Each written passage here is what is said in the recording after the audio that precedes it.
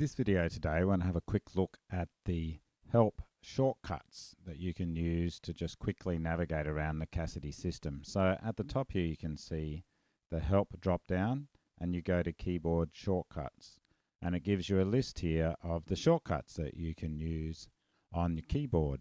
So Control H, for instance, will navigate home, and Shift Control G will switch the theme.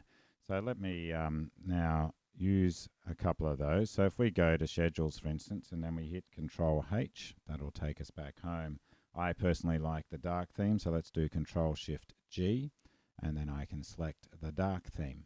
So anytime you need to just have a little reminder of what the keyboard shortcuts are, just go to the help and keyboard shortcuts, and it'll give you a list of the shortcuts.